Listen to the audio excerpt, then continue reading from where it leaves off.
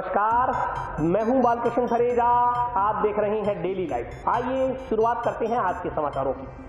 Town स्थित अग्रसेन भवन में शिक्षा बचाओ संयुक्त संघर्ष समिति द्वारा बैठक का आयोजन किया गया। बैठक में शिक्षा मंत्री द्वारा निजी विद्यालयों के प्रति दिए गए बयान पर आक्रोश व्यक्त किया गया।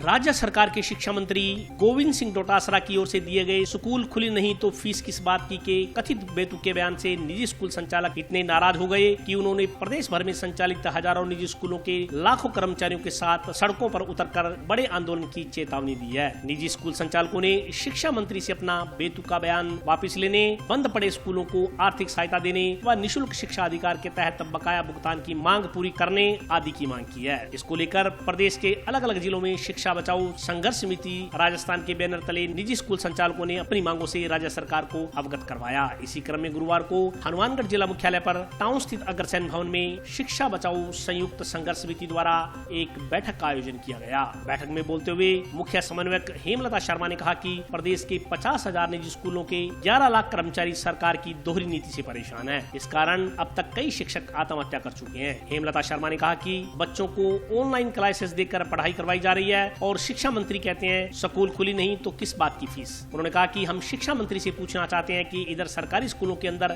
बच्चे नहीं जा रहे तो किस बात की सैलरी, जब शिक्षा के मंदिर बंद हैं तो आप भी किस बात के शिक्षा मंत्री हैं, आपको भी शिक्षा मंत्री के पद से त्याग पत्र दे देना चाहिए। उन्होंने कहा कि केंद्र सरकार से राज्य सरकार प्रति वर्ष निःशुल्क शिक्षा का अधिकार के तहत 65% पैसा ले रही है और उसका ब्याज भी खा रही है। उन पैसों से सरकार होटलों में बैठी ऐश कर रही है। उन्होंने कहा कि अब तक 23 जिलों में 30 बैठकें हो चुकी हैं, सरकार तक सारी बातें पहुंचाई जा चुकी हैं। जिस दिन प्रदेश के सभी 33 जिलों में बैठकों और ज्ञापन सौंपने का कार्य पूरा हो जाएगा तब शिक्षक अपनी रणनीति बनाकर सरकार के खिलाफ कदम उठाएंगे।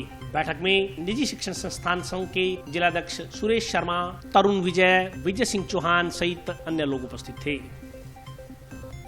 हमारा 23वां जिला है हनुमानगढ़। बीकानेर से नागौर, जोधपुर, पाली, जालौर, सिरोही, राजसमंद, उदयपुर, चित्तौड़गढ़, भीलवाड़ा, आपका बुंदी, कोटा, बारा, झालावाड़, सवाई माधोपुर, भरतपुर, उसके बाद में जो होते हुए इस प्रकार हमारा 23वां जिला है। और ब्लॉकों को अगर मिला के बात करूं, हमारी 30वीं डीसी है। हमने 30 डीसी आज तक कर चुके हैं और सभी जिलों में जाके गुहार लगाते आए हैं तमाम जिला कलेक्टर्स को, जिन्होंने बात कही है कि yes you have placed a wonderful point, it's really a sensitive issue. ये बहुत ही संवेदनशील मुद्दा है और जब इस पर कार्रवाई की जाएगी ऐसा उन्होंने आश्वासन दिया है। हम जहाँ भी जा रहे हैं सीआईडी हमसे ज्ञापन ले रही है, पुलिस अधिकारी हमसे ज्ञापन ले रहे हैं और जो हमने आंदोलन का आह्वान किया है, जो प्रण लेके आए हैं, जिसका कमल बांध किया है, सरकार तक तो जा रहा है लेकिन विडंबना है कि बड़ी मोटी चमड़ी है, जल्दी से सुनाई नहीं देगा। पहले होटल जयपुर में ऐश होती थी और आज जैसलमेर में हमारी जनता की कमाई से, हमारे हाथ बनी, हमारे खून पसीने की कमाई से जो हम टैक्स के रूप में देते हैं वो वहाँ पर ऐश करते हैं। अगर मैं कुछ गलत करती हूँ आई शुड बी पनिश्ड, मेरे घरे की सजा दूसरों को नहीं मिलनी चाहिए। रही बात ये कि आप बच्चे टीचर की सैलरी पे मत आओ, जो बच्चे की फीस है, जो स्कूल फीस ले रहा है, क्योंकि एजुकेशन देना it is a duty of the government और ये नई शिक्षा नीति के अंतर्गत मैंडेटरी है। अतः वो सरकार पुनर्भरण करे। जो अभिभावक सक्षम है, सरकारी कर्मचारी है, जिनको अच्छा वेतन मिल रहा है, जिनके अच्छे बिजनेस चल रहे हैं, वो पे करे, कोई दिक्कत नहीं है। लेकिन जो वास्तव में जो अभी सफ़र कर रहे हैं, those who are not capable to pay during this pandemic time, उनका पुनर्भरण सरकार कर दे, क्योंकि ड्यूटी है, ये सरकार का दायित्व है। अभिभावकों पे प्रेशर नहीं डालना चाहिए, क्योंकि अभिभावक खाएगा या फीस देगा। अतः वो पैसा जो बच्चे की फीस है वो सरकार देगी। First of all we are not rigid, इतनी मानवता हम में भी है। हम ये नहीं कह रहे हमें 12 महीने का वेतन, हमें कन्वेंस का चाहिए। हमने कहा हमारी बसें खड़ी हैं, हमारी किस्तें, insurance, loan as it is है। लेकिन हम समझते हैं कि जो परिस्थिति है ये वैश्विक महामारी है, इसमें अभिभावकों से विद्वेष ही नहीं। अभिभावकों के बिना हम चल ही नहीं सकते, हमारे स्कूल नहीं चल सकते। लेकिन कहीं ना कहीं क्वालिटी ऑफ एजुकेशन को मेंटेन करने के लिए प्राइवेट स्कूलों को इतनी ज़रूरत है, तो वो पैसा सरकार देना, हम चाहते हैं वो राहत पैकेज दे, अभिभावकों को भी राहत मिलेगी। हमने आप बताइए ऑनलाइन क्लासेस ली है, अप्रैल में ली है, मई में ली है, जून में ली है, जुलाई में ली है, लेकिन आज हमारी परिस्थिति है सर, हम शिक्षकों को वेतन नहीं दे पा रहे। 20-20 साल से जो हमारे साथ शिक्षक हैं, जिन्होंने स्कूल बना दिए, जिन्होंने बच्चों के भविष्य बनाए हैं, रिजल्ट दिए हैं, डॉक्टर इंजीनियर्स बना दिए, आज जब हमारे सामने आते हैं वेतन लेने के लिए हमें शर्मिंदगी होती है। हम उनसे नजरें नहीं मिला पाते हैं कि हम उनको वेतन कहाँ से। माननीय सुप्रीम कोर्ट ने एक फैसला दिया था फैक्ट्रीज के लिए, ओनर्स के लिए, that they were bound, they have to pay salary to the employees, to the workers. लेकिन स्वयं माननीय सुप्रीम कोर्ट ने संज्ञान लिया और अपना ही फैसले को पलटा, वापस लिया कि नहीं साहब, जब प्रोडक्शन नहीं है, जब इनपुट नहीं है तो आउटपुट कैसे जाएगा। एज ए शिक्षक होने के नाते मैं कहूँगी हमारी डबल मेहनत लगती है सर। 400 रुपये का जूता 1400 में बेचते हैं और वो भी कहीं ना कहीं सरकारी तंत्र से जुड़े हुए हैं। उनके साथ सेटिंग रहती है मंत्रियों की और उनकी, और उनका कुछ नहीं होता। मान्यता रद्द करने वाली बात बताऊं कि अभी एक बहुत बड़ा स्कूल जिसने बच्चे स्कूल में बुलाए और क्लासें ली, उसका कुछ नहीं बिगड़ा क्योंकि उसकी मंत्री जी तक सेटिंग थी। और एक छोटा स्कूल, बजट स्कूल जो 4000 रुपये में पूरी वार्षिक शिक्षा देता है, और उसने परमिशन लेटर के लिए सोशल डिस्टेंसिंग का ख्याल रखते हुए उसने बच्चे बुलाए और उसकी मान्यता रद्द कर दी गई। तो सरकार की दोहरी नीति, तुगलकी फरमान, जो स्कूल और पेरेंट्स इनके बीच में खाई कूदने का काम किया है और इनको आपस में लड़ाने का काम किया है, तो मान्यता वाली है बात। ये मैं आपको बता रहा हूँ कि 230 स्कूल ऐसे हैं जिनसे सरकार डायरेक्ट जुड़ी है और उन्हीं की वजह से बाकी 90% स्कूल बदनाम है। सरकार मदद उनकी करती है और बढ़ते हम हैं। तो ऐसे कुछ स्कूल हैं, उनके खिलाफ कार्रवाई होनी चाहिए, लेकिन नामदर्ज कार्रवाई होनी चाहिए उन 230 स्कूलों अगर गलत करते हैं। लेकिन एक स्कूल गलत कर रहा है, बदनाम सारे स्कूल राजस्थान के हो रहे हैं, तो ये कहाँ का न्याय है। पिछले साल लॉकडाउन हुआ, एग्ज़ाम्स हुई नहीं थी हमारी, और हमारा ग्रामीण क्षेत्रों में जो पैसा आता है, फीस का पैसा, बचा हुआ पैसा, वो मोस्टली एग्ज़ाम्स के समय आता है या फिर फीस का फसल कटाई के समय आता है। लेकिन उस समय अचानक लॉकडाउन हो गया और लॉकडाउन होने पर हमारी फ़ीस अटक गई, जो कि लाखों में है हर स्कूल में, छोटी से छोटी स्कूल में 75% हमारा पैसा डूबा। तो कम से कम सरकार को एक बार तो कहना चाहिए, एक बार तो ये आदेश निकालना चाहिए, कोई बात नहीं, आप नई जो फीस है उसको किसी तरह टुकड़ों में दे दें, आप जैसे दे सकते हैं दे दें, जो अभिभावक दे सकते हैं वो तो जरूर जमा करवाएं।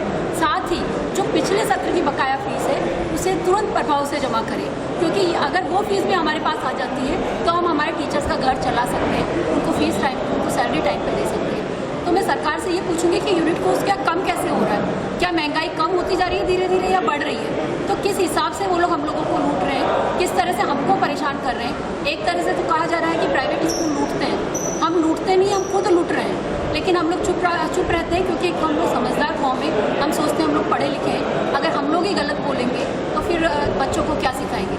लेकिन अब अति हो चुकी है, अति एकदम, क्योंकि हम लोग पूरे ऊपर तक बढ़ चुके हैं, हमारे इतने संचालक भाई खत्म हो चुके हैं और ऐसा लगता है कि अगर अभी नहीं तो फिर हम कभी नहीं जी पाएंगे, इसलिए हमें ये कदम उठाना पड़ा। हनुमानगढ़ जिले की स्थिति इस समय कोरोना काल में इतनी भयानक हुई है कि हमारे ज़्यादातर स्कूल जो है मध्यम श्रेणी के और जो ज़मीन से उठे हुए वो स्कूल है। और स्थिति अभी मैडम ने बताई है कि उनकी EMI है जो बसों की है, बच्चों की सुविधाओं के लिए करते हैं। उसके बाद RT का पैसा सरकार हमको जो हमारा खुद का पैसा है वो नहीं दे रही है। बड़ी अजीब स्थिति है। जब आप एक सिटी चार्टर प्लान बनाते हैं, जब आपने गाइडलाइन में लिख दिया कि अक्टूबर में फर्स्ट किस्त मिलेगी, उसके बाद मार्च में मिलेगी, उसके बावजूद सरकार अपनी गाइडलाइन का फॉलो नहीं कर रही है। हमें बड़ा अफसोस होता है कि इस RT के पैसे की वजह से कोरोना काल में हम जो फीस नहीं मिल रही है अभिभावकों से, यहाँ पर देखो हर अभिभावक का हमारे स्कूल वालों से संबंध अच्छे हैं, हम छोटे शहरों में रहते हैं, लेकिन फिर भी हम उनको फीस भी माफ़ करते हैं, अपनी तरफ से जो सुविधाएं दे सकते हैं। कोरोना काल में हमारे स्वयंसेवी जो संगठन है यहाँ पर, उसने कम से कम 8 से 10 लाख रुपए का इस समाज के लिए, उन गरीब परिवारों को हमने राशन वितरित किया है।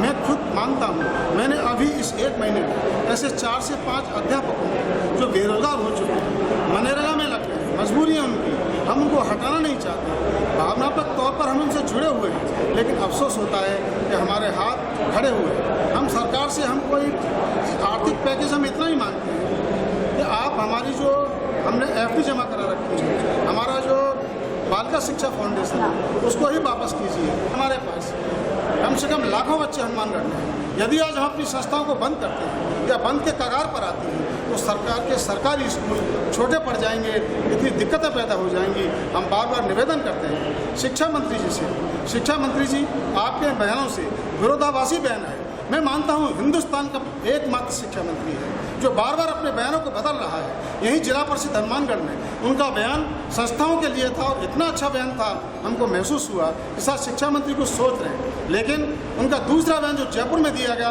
वो हमारे विरोधी हो गया। कैसे शिक्षा मंत्री हैं आप? कह रहे हैं कि अभी मैडम ने बोला है, आप कह रहे हैं कि हमारा सिलेबस नहीं, स्कूलों को खोलने का कोई प्लान नहीं हमारे पास। क्यों नहीं प्लान? आप शिक्षा मंत्री हैं, मुझे बनाइए शिक्षा मंत्री, मैं दूंगा प्लान आपको। क्यों नहीं बना पाते हैं आप प्लान? और ये सारी समस्याएं हमारे केवल एजुकेशन मिनिस्टर की वजह से पैदा हुई हैं, उनके विरोधाभासी बयानों से पैदा हुई हैं। क्षतिग्रस्त सड़कों के पुनर्निर्माण की मांग को लेकर गुरुवार को वार्ड संख्या 13 व 14 के बाशिंदों ने सार्वजनिक निर्माण विभाग के अधीक्षण अभियंता का घेराव कर प्रदर्शन किया।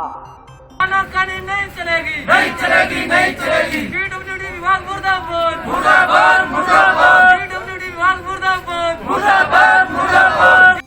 जंक्शन में वार्ड संख्या 13 एवं 14 के वार्डवासियों द्वारा गुरुवार को पूर्व निर्धारित कार्यक्रम के अनुसार टूटी सड़कों के पुनर्निर्माण की मांग को लेकर सार्वजनिक निर्माण विभाग के अधीक्षण अभियंता कार्यालय का घेराव किया गया। वीरवार को नागरिकों ने पीडब्ल्यूडी कार्यालय के समक्ष धरना देकर विरोध जताया। इस मौके पर बोलते हुए वक्ताओं ने कहा कि सरकार होटलों में बंद है, बीजेपी मुंह मांगे दाम देकर विधायकों को खरीद रही है, परंतु आम जन की समस्याओं को सुनने वाला कोई नहीं है। वक्ताओं ने कहा कि पिछले लंबे समय से नागरिकों द्वारा टूटी सड़कों को दुरुस्त करने की मांग की जा रही है, परंतु सरकार एवं प्रशासन आम जन की समस्याओं के प्रति गंभीर नहीं है। इस दौरान नागरिकों एवं सार्वजनिक निर्माण विभाग अधिकारियों की मध्य वार्ता हुई, जिसमें सेक्टर नंबर 12 सूरतगढ़ रोड पर स्थित 200 मीटर तक टूटी हुई सड़क को 10 अगस्त तक ठीक करवाने का आश्वासन अधिकारियों ने दिया। नागरिकों ने चेतावनी दी कि अगर 24 अगस्त तक बाकी की टूटी हुई सड़कों का निर्माण नहीं करवाया गया तो 25 अगस्त को दोबारा सार्वजनिक निर्माण विभाग कार्यालय के समक्ष प्रदर्शन किया जाएगा। इस मौके पर हरजीराम वर्मा, ओम स्वामी, मोहम्मद इकबाल, सरबजीत कौर, देविका,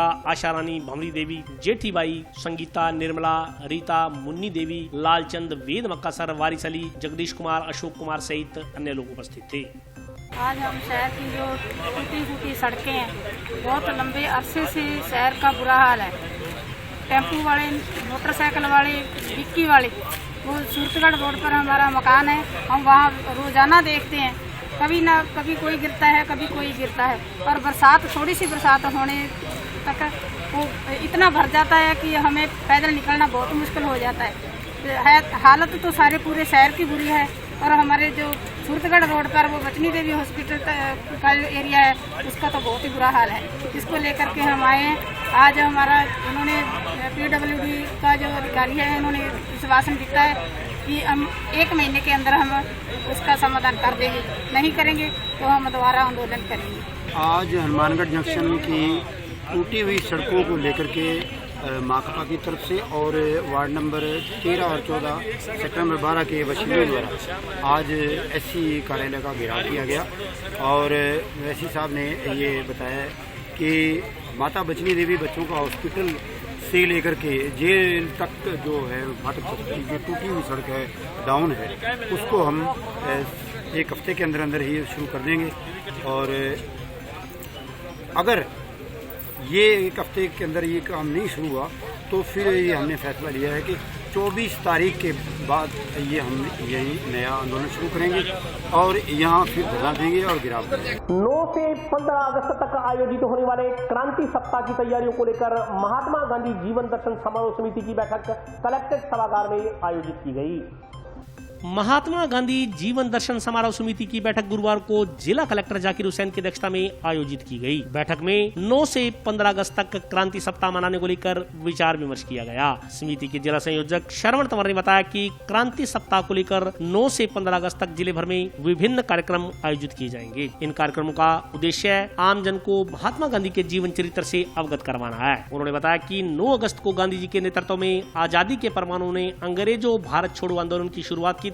9 अगस्त का दिन क्रांति दिवस के रूप में हर भारतवासी को आजादी के मतवालों को उनके संघर्षों, उनके बलिदान और उनकी वीर गाथा की याद दिलाता है। इसी के तहत 9 अगस्त को वृक्षारोपण व भारत छोड़ो आंदोलन पर विचार गोष्ठी भी आयोजित की जाएगी। इसी क्रम में 15 अगस्त तक विभिन्न कार्यक्रम आयोजित किए जाएंगे। आज जिलाधीश महोदय की अध्यक्षता में महात्मा गांधी जीवन दर्शन समारोह समिति जो पूरे राजस्थान में महात्मा गांधी के 150वीं समारोह समिति के नाम से मनाई जा रही है और 9 अगस्त को क्रांति दिवस के रूप में पूरा सप्ताह 9 से 15 अगस्त तक मनाया जाएगा, जिसमें विभिन्न प्रोग्राम होंगे और पूरे युवाओं को,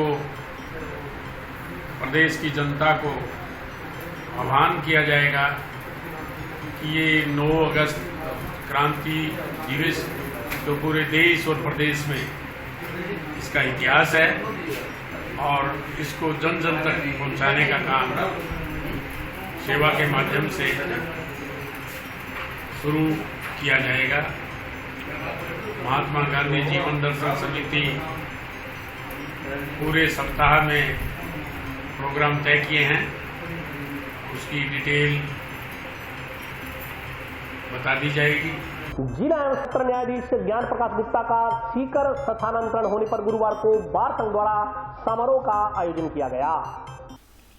जिला एवं सेशन न्यायाधीश ज्ञान प्रकाश गुप्ता के सीकर स्थानांतरित होने पर गुरुवार को बार संघियों से विदाई समारोह का आयोजन किया गया। इस मौके पर आयोजित कार्यक्रम में बोलते हुए वक्ताओं ने जिला जज के कार्यकाल को सराहनीय बताया। वक्ताओं ने कहा कि जिला एवं सेशन न्यायाधीश के पद पर रहते हुए ज्ञान प्रकाश गुप्ता ने अधिवक्ताओं और न्यायाधीशों के बीच समानता बरकरार रखते हुए काम किया। इनके कार्यकाल में कोई भी जूनियर अधिवक्ता निसंकोच अपनी बात सीनियर न्यायाधीशों के समक्ष आसानी से रख पाते थे। वक्ताओं ने कहा कि ज्ञान प्रकाश गुप्ता ने अधिवक्ताओं की पीड़ाओं को समझा और अधिवक्ताओं की समस्याओं के निदान के लिए वे हमेशा तत्पर रहे। उन्होंने कहा कि कोर्ट परिसर के अदर झूल में पड़े बार चैम्बर्स का निर्माण हो या अन्य किसी भवन निर्माण कार्य की बात, ये सब श्री गुप्ता के कार्यकाल में ही संभव हो पाया है। इस दौरान बार संघ सदस्यों ने जिला एवं सेशन न्यायाधीश का अभिनंदन किया। कार्यक्रम में बार संघ के अध्यक्ष जितेंद्र शाश्वत, जिला कलेक्टर जाकिर हुसैन, पुलिस अधीक्षक श्रीमती राशि डोगरा सहित अन्य लोग उपस्थित थे।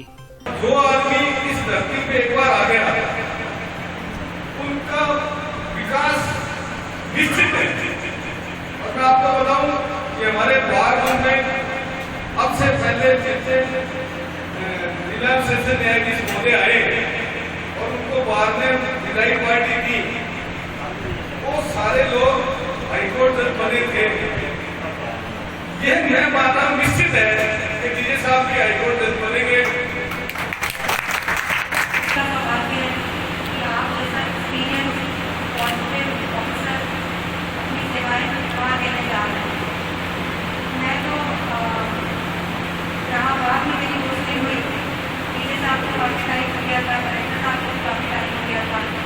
लेकिन जो आपसी समन्वय आपका जहाँ देखने को मिला और आपकी लीडरशिप में हमें जो सपोर्ट बाकी जुडिशियल ऑफिसर से भी रहा, वो हर जगह यहाँ इस तरह का अनुभव मिला है और मैं समझती हूँ ना ही घर में इतना तो आगे हो रहा है कि आगे चल के भी मिलेगा।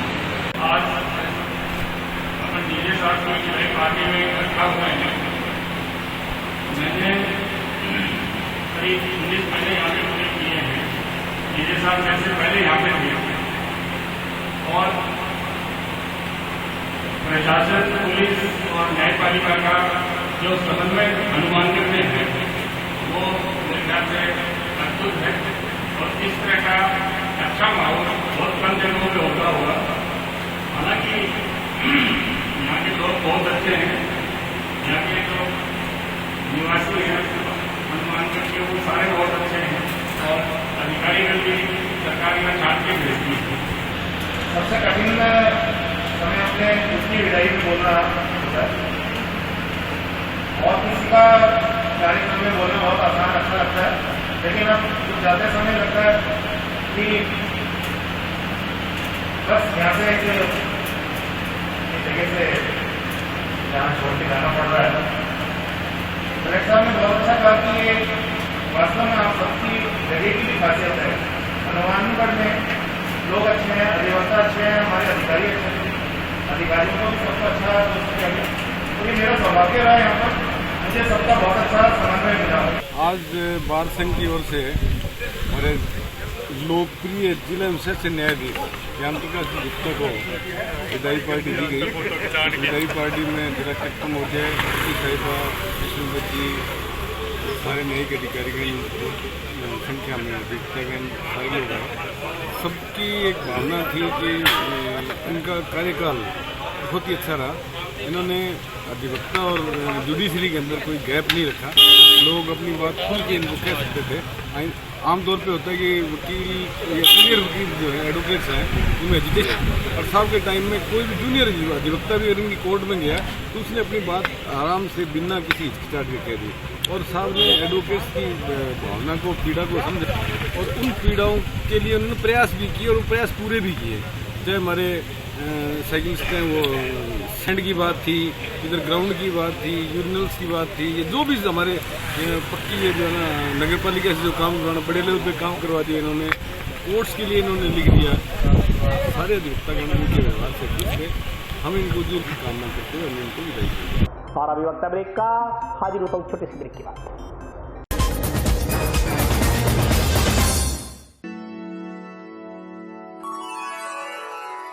यूं तो कई बार मुझे हंसते देखा है, पर ये हंसी कुछ और है। ये गहना मुझ पर जचता है, पर ये महज एक गहना नहीं, ये रूपरेखा है मेरे मन की, हंसती खिलखिलाती लहरों की, जो आतुर थी अब तक मुझ पर सजने को। इसलिए ये गहना ही मेरा सच्चा श्रृंगार है, श्रृंगार है, श्रृंगार है।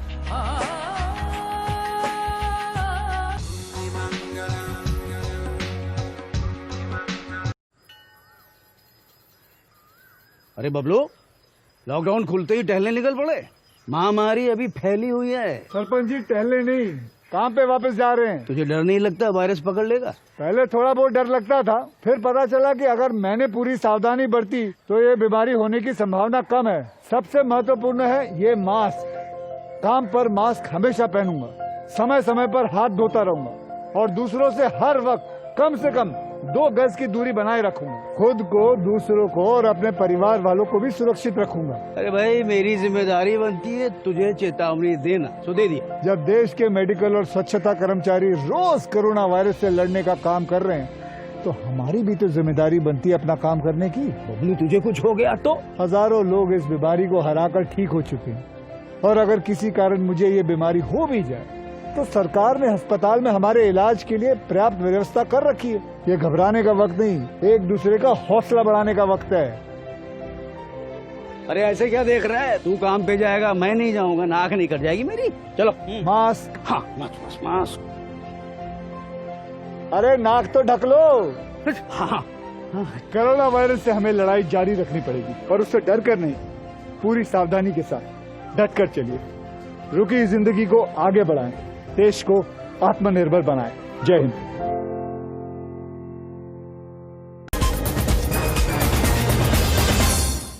ब्रेक के बाद स्वागत है। आइए नजर डालते हैं अगले समाचारों पर।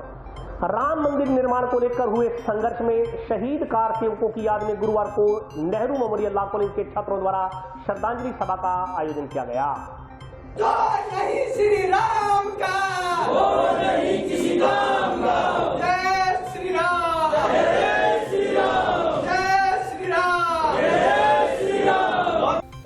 अयोध्या में राम मंदिर निर्माण कार्य आरंभ होने पर नेहरू मेमोरियल विधि स्नातकोत्तर महाविद्यालय के छात्रों ने गुरुवार को मंदिर निर्माण को लेकर हुए संघर्ष में शहीद कार सेवकों को याद किया। छात्रों ने कार सेवकों के चित्र के समक्ष माल्यार्पण कर उन्हें श्रद्धा सुमन अर्पित किए। छात्रों ने बताया कि अयोध्या में राम मंदिर निर्माण राम भक्तों के लिए ही नहीं बल्कि देश के हर नागरिक के लिए गर्व का विषय है, लेकिन मंदिर निर्माण को लेकर हुए संघर्ष में शहीद होने वाले कार सेवकों का बलिदान भुलाया नहीं जा सकता। इस दौरान छात्रों ने संघर्ष की जीत और अयोध्या में राम मंदिर निर्माण आरंभ होने की खुशी में पटाखे जलाकर प्रसन्नता का इजहार किया। छात्रों ने मर्यादा पुरुषोत्तम श्री राम के आदर्शों को जीवन में आत्मसात करने का संकल्प लिया। साथ ही जिस तरह श्री राम ने जीती हुई सोने की लंका का त्याग किया था, उससे प्रेरणा लेते हुए छात्रों ने देश हित के लिए चीनी उत्पादों का बहिष्कार करने की प्रतिज्ञा ली।